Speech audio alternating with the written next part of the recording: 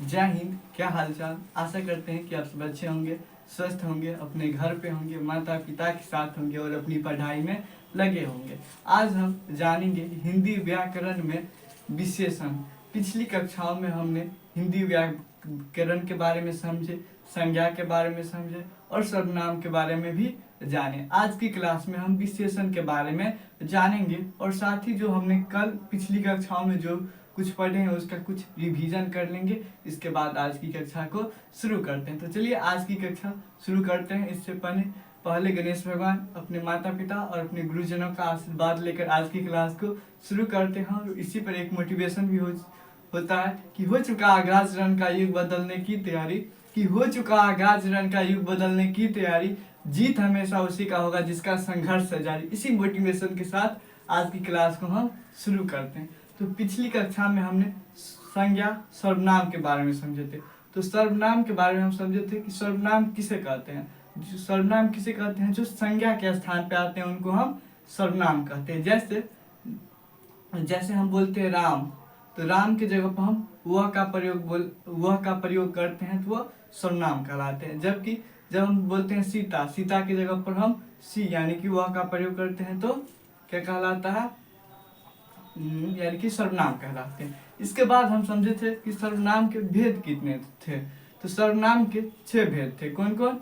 पुरुषवाचक सर्वनाम, निश्चयवाचक सर्वनाम, अनिश्चयवाचक सर्वनाम, निजवाचक सर्वनाम, प्रश्नवाचक सर्वनाम और संबंधवाचक सर्वनाम। इन सब चीजों के बारे में हमने पिछली क्लास में जान लिया था। तो चलिए आज की क्लास हम यहीं से शुरू करते हैं विशेषण के साथ। तो विशेषण किसे कहते हैं? तो विशेषण जो संज्ञा और सर्वनाम की विशेषता बताती है। किसकी विशेषता बताती है? संज्ञा और सर्वनाम की विशेषता बताती है, उनको हम क्या बोलते हैं? विशेषण कहते हैं। जैसे उदाहरण के तौर पर आप ले सकते हैं, उदाहरण के तौर पर संजू काला है या आप अच्छे हैं। तो अच्छे क्या हो गया? एक प्रकार से विशेषण हो गया।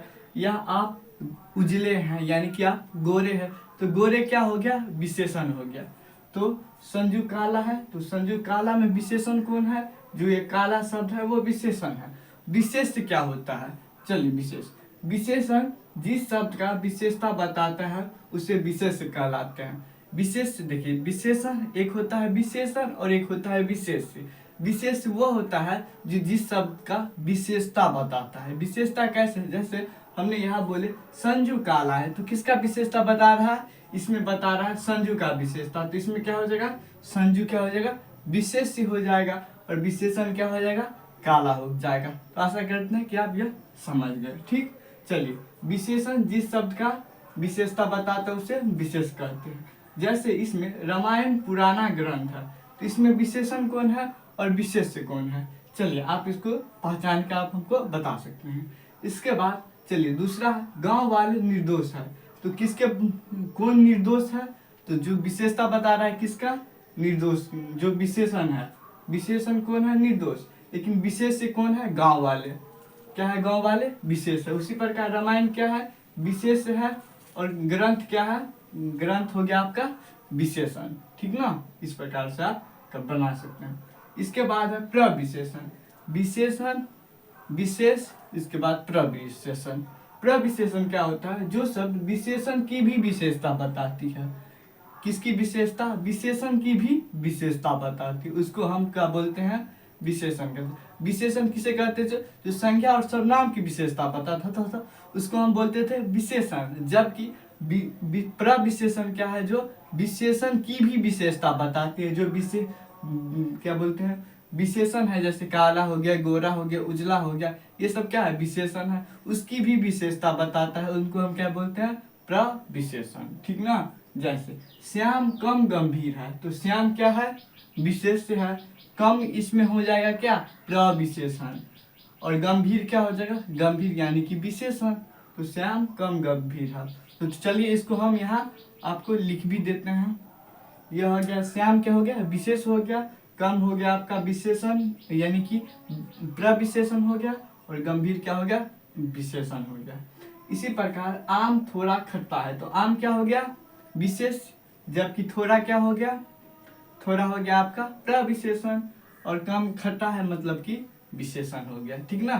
तो आशा करते हैं कि आप प्रविशेषण भी समझ गए होंगे। तो आप चलिए समझते हैं विशेषण के प्रकार। तो विशेषण लगभग फर्स्ट विशेषण, और चलिए बताते हैं विशेषण के प्रकार। तो विशेषण 4 है। कौन कौन है? पहला है गुणवाचक विशेषण, इसके बाद है संख्यावाचक विशेषण, इसके बाद है परिणामवाचक विशेषण और सार्वनामिक विशेषण। कौन कौन से है? गुणवाचक हो गया, संख्यावाचक हो गया, सार्वनामिक हो गया और इसके बाद परिणामवाचक विशेषण है। तो सबसे पहले समझते हैं गुणवाचक विशेषण किन्हें कहते हैं। तो गुणवाचक में यह विशेषण संज्ञा या सर्वनाम के गुण, रंग, आकार, स्वभाव का बोध कराता है। जैसे कि रंग में आप लीजिए कि यह काला है, यह उजला है, यह आप इस प्रकार से ले सकते हैं, यह पीला है। आकार में मोटा है, पतला है, त्रिकोण है, ये सब कि क्या करती है? विशेषता बताती है। और स्वभाव में अच्छा है, बुरा है, ईमानदार है, बेईमान है। तो गुणवाचक विशेषण से किसी आदमी के गुण के पता चलते हैं, जैसे कि आप कितने अच्छे बालक हैं और कितने आप बुरे बालक हैं, इनके बारे में पता चलते हैं। तो आगे की स्लाइड में हम समझते हैं संख्यावाचक विशेषण, इसके बाद परिणामवाचक विशेषण और सार्वनामिक विशेषण। इसके बाद आज की क्लास हमारी यहीं तक होगी। अगले क्लास में हम क्रिया के बारे में जानेंगे। तो चलिए सबसे पहले हम समझते हैं संख्यावाचक विशेषण के बारे में। तब आइए इस स्लाइड में हम संख्यावाचक विशेषण को समझते हैं। संख्यावाचक विशेषण किन्हें कहते हैं? तो संख्यावाचक विशेषण जिससे किसी व्यक्ति, वस्तु या किसी संख्या का बोध होता है उसको हम संख्यावाचक विशेषण कहते हैं। आप सिंपल समझिए, जिससे किसी संख्या का बोध हो उनको हम क्या बोलेंगे? संख्यावाचक विशेषण। जैसे कि 2 हो गया, 4 हो गया, 6 हो गया, 10 हो गया, यानी कि जितने भी संख्या का बोध हो क्या कहलाते हैं?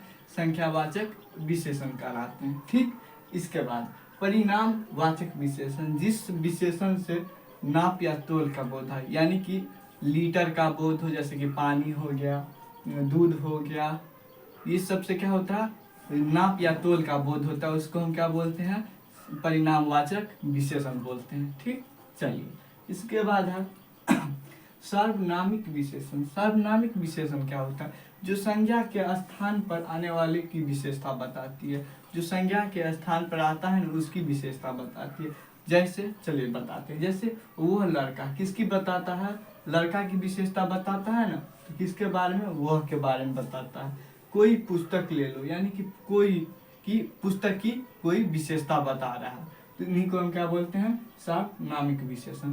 तो चलिए जो भी आज हम पढ़े हैं उसको एक बार मेमोराइज यानी कि रिवीजन कर लेते हैं कि कितना हमको समझ में आया और कितना नहीं आया है। तो सबसे पहले हम समझे थे विशेषण, इसके बाद विशेष समझे थे, इसके बाद प्रविशेषण समझे थे और विशेषण के प्रकार समझे थे।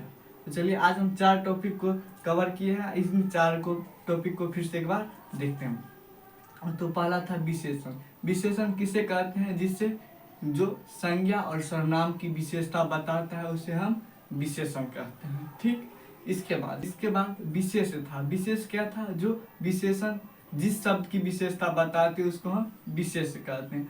और इसके बाद था प्रविशेषण। प्रविशेषण किसे कहते हैं? जो विशेषण की भी विशेषता बताते हैं उनको हम प्रविशेषण कहते हैं। ठीक ना, जैसे इसमें कम था, थोड़ा था, यानी कि जो बीच वाले शब्द थे उसको हम प्रविशेषण कहते हैं। इसके बाद हमने विशेषण के यानी कि भेद को समझे थे, प्रकार के बारे में जाने थे। तो 4 प्रकार के बारे में हमने जाने। पहला था गुणवाचक विशेषण, जिससे गुण, आकार, रंग का बोध होता है, जैसे काला हो गया, उजला हो गया, इन सब का बोध होता है। और आगे हमने क्या जाना था कि आकार में हो गया मोटा, पतला आदि। ठीक, इसके बाद हम समझे थे परिणाम क्या गुणवाचक के बाद हम समझे थे संख्यावाचक, जिससे किसी संख्या का बोध होता है उनको हम संख्यावाचक विशेषण कहते हैं।